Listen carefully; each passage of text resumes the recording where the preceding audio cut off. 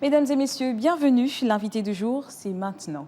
Les médias, souvent considérés comme un miroir de la société, reflètent-ils la diversité de notre monde? Aujourd'hui, nous allons nous intéresser à une facette souvent oubliée, l'inclusion sociale et professionnelle des personnes vivant avec un handicap au sein des médias. Pour en parler, nous recevons sur ce plateau Monsieur Ghislain Boumba, qui est responsable communication adjoint de APIC Gabon. Bonjour. Bonjour. Bienvenue sur ce plateau. Merci, c'est moi qui vous remercie de l'invitation. C'est un plaisir de vous recevoir.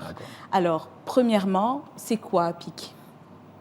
APIC, c'est l'association des professionnels de l'information et de la communication du Gabon. Nous sommes réunis au sein de cette association pour pouvoir traiter des questions qui touchent à notre métier. C'est excellent. Et puis, vous organisez une table ronde le 21 décembre. Quel est l'objectif de cette rencontre? Alors, il faut dire qu'il y a quand même un constat qui a été fait avec nos partenaires de Gabtrotter, le constat est qu'il y a dans nos médias peu de personnes vivant avec un handicap. C'est vrai qu'il y a beaucoup de types d'handicaps.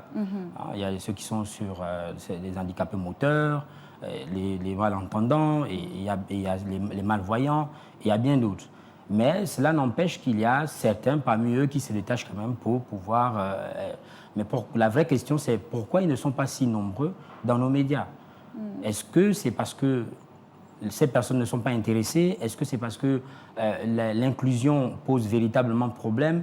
C'est autour de ces éléments que nous allons discuter pour voir comment faire en sorte que ce métier puisse intéresser ces personnes-là, les PVH.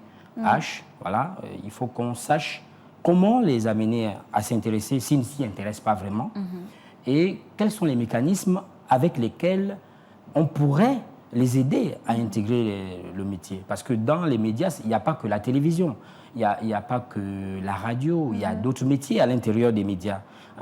On peut être un réalisateur. Moi, je connais un monsieur, on peut le voir très souvent au centre, à l'Institut français. Il est sur sa chaise, mais je pense que c'est un bon réalisateur. Il est même acteur de cinéma gabonais. Très bien. Peut-être essayer de voir pourquoi il y a peut-être, on ne sait pas, une peur derrière le fait de vouloir aller vers ces métiers des médias, c'est ça?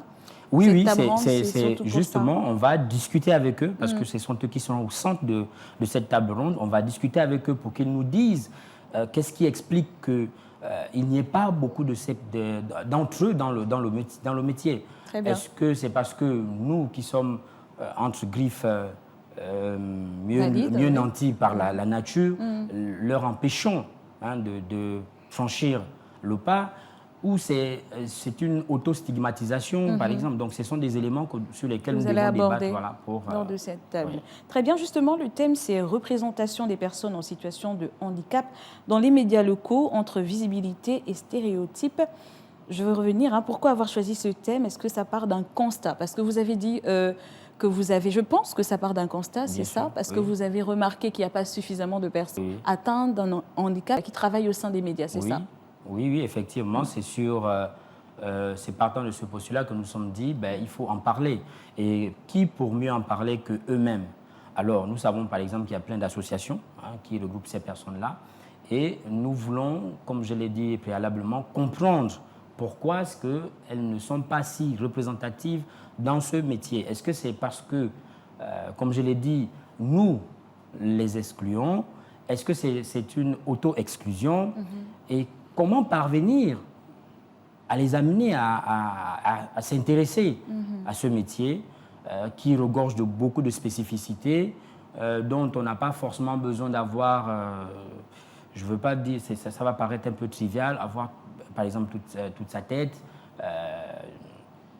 pour pouvoir travailler dans ce secteur d'activité. Et nous pensons que c'est des personnes avec qui certains d'entre nous avons étudié, qui sont à mesure d'apporter aussi leur pierre à l'édifice, à l'information, à la communication dans notre pays. Et donc, ces personnes ne devraient pas être marginalisées. D'accord. Qui est réellement convié à cette rencontre? Est-ce que c'est exclusivement les personnes atteintes d'un handicap ou qui va participer à cette rencontre? Les personnes qui sont prioritairement invitées à cette table ronde, ce sont les personnes vivant avec un handicap. Uniquement? Voilà, elles sont prioritaires. D'accord. Maintenant, Est-ce que d'autres personnes pourraient arriver? Il faut déjà dire que le nombre de personnes est limité. Très bien. Selon les modalités qui nous ont été données par notre partenaire Gaptrotter, qui est l'initiateur de cet événement. Voilà, nous sommes juste le porteur de l'événement, mais c'est Gaptrotter qui en a eu l'idée. Et ensemble, on a discuté de comment on peut matérialiser cette idée. Et c'est ce qui nous conduit aujourd'hui à discuter, vous et moi, sur la matérialisation de cette idée. Alors, donc, les personnes principalement conviées à cette table ronde, ce sont les personnes vivant avec un handicap, parce que ce sont les personnes concernées directement par le thème. Nous-mêmes, excusez-moi, nous-mêmes aussi, nous serons présents, parce qu'il faut bien qu'on les accompagne du début jusqu'à la fin de cette activité. Et donc, si des personnes pourraient apporter leur pierre à l'édifice, ce n'est pas mauvais, mais ce qui est, c'est que nous avons un nombre de places limité. Voilà. Et là, on parle de médias. Quel rôle les médias eux-mêmes peuvent jouer pour faciliter cette inclusion, selon vous? Ben déjà, commencer par faire ce que nous faisons à ce moment. Parler du problème, parce que le problème, il est bel et bien là. Si nous allons, pour citer par exemple les médias publics, on compte au bout des doigts, les personnes vivant avec un handicap qui travaillent dans ces secteurs-là. Alors, dans ces médias plutôt. La question c'est, comme je l'ai dit, est-ce que c'est parce que les mécanismes ne sont pas mis en place par les structures, on va dire les gouvernants, je n'accuse personne, mais je dis en griffe, puisque par exemple ici nous sommes dans un média public, qu'est-ce qui est fait pour que ces personnes, par exemple, soient ici? Ça, c'est pourquoi je pose la question, est-ce que c'est elles-mêmes les personnes, est-ce que c'est les politiques mises en place?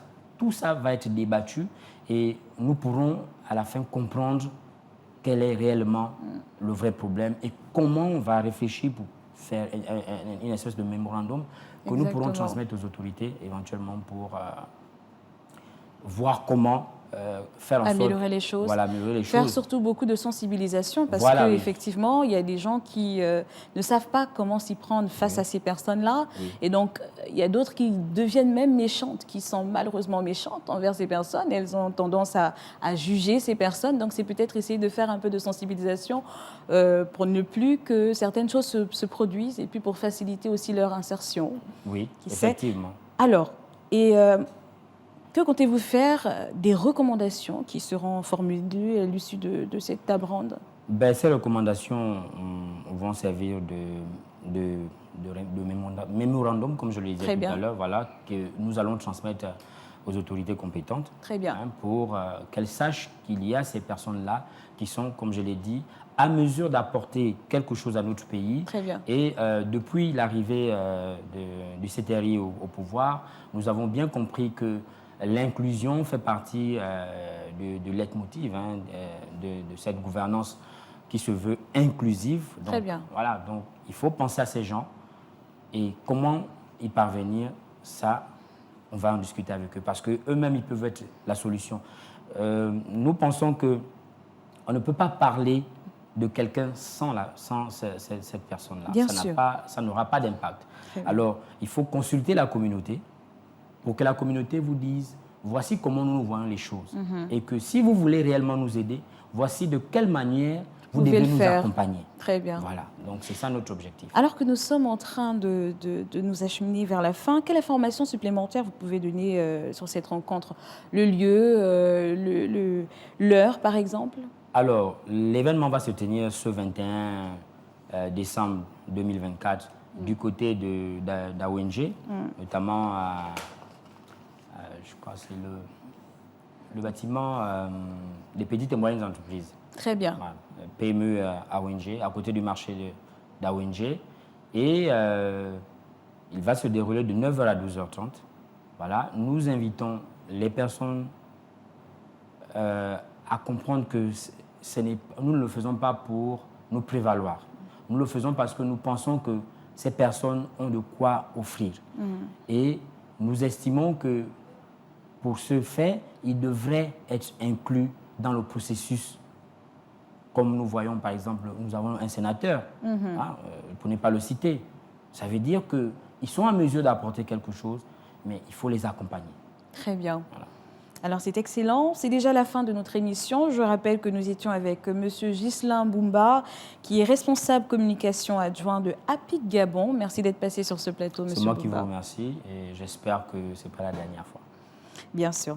Alors la diversité, c'est comme un jardin. Plus il y a de fleurs différentes, plus il est beau.